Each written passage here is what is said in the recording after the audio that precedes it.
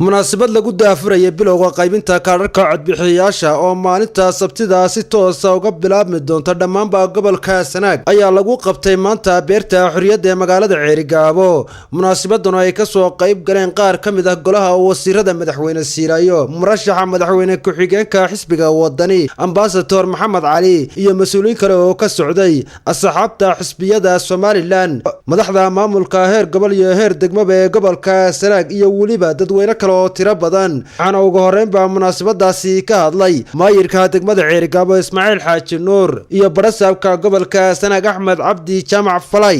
muhiimku waxa weeye kaarka inagu Sanaag way sognahay si kasta waxa u dhaceen ummadda reer Sanaag kaarka ma wada qaadan, degmooyinkuna ma wada gelin.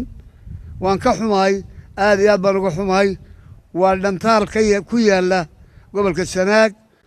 inteeni kaarka qaadatay reer Sanaag waxaan rajaynayaa waan codsanayaa inaan kaarkaas inaga halaabin, inaan inaga baadad garoobin, inaan ku khaldamin sidii markii hore khaladkii dhacay inaan sii xoojin. aad ugu dardaarmayaa inaynu qaadano kaararka, inaynu qaadano haddii Ilaahay ka dhigo guud ahaanba gobolka Sanaag. waxaa iyaguna munaasabadaasi ka hadlay afhayeenka komishanka Siciid Cali Muuse, Commissioner Cabdiraxmaan Cismaan Aadan iyo Commissioner Maxamed Jaamac oo ka tirsan komishanka heer qaran ee doorashooyinka Somaliland. waxaa halka yaala maanta magaalada Ceerigaabo kaararkii dadkii isdiiwaan geliyay sida meeyarku sheegay. dadkaasi waxaanu rabnaa oo komishanku doonaya inay qaataan kaararkooda. inta halka fadhida oo wada joogta iyo inta laga yaabo inayna dhageystaanba amaba ina daawadaan, waxaa mas'uuliyadda ka saaran tahay iyagana kaararkaasi sidii loogu wacyigelin lahaa dadka inay kaararkooda qaataan. komishanka doorashooyinka qaranku wuxuu idiin soo diyaariyey kaararkii ay isu diiwaangeliseen. codsiga komishanku wuu idinku dhiirigelinayaa ee idinku tirtirsiinaya waxa weeye in aad timaadaan goobtii oo aad kaararkiina qaataan reer Sanaago. digniintii aanu bixinay ee horeysay ee cod iyo qoraal iyo ganaaxba lahayd waxay ku socotay laba xisbi bay ku socotay, laakiin ta shalay bilaabantay waa mid ku socota saddex xisbiba.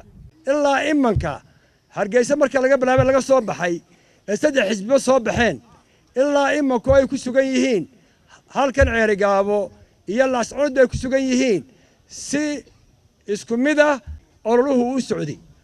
waxaa kaloo iyaguna halkaasi ka hadlay mas'uuliyiin ka socday asxaabta xisbiyada Somaliland ee heer qaran.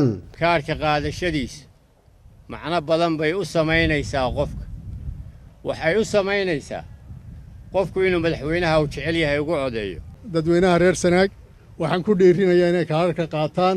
baaqaanimada wuxuu ahaa fariinta halkan maanta aan iskugu nimidnay oo ah kaarka reer Ceerigaabo qaata. Yusuf Cabdi Xasan Cadde, telefishinka caalamiga Universal, magaalada Ceerigaabo.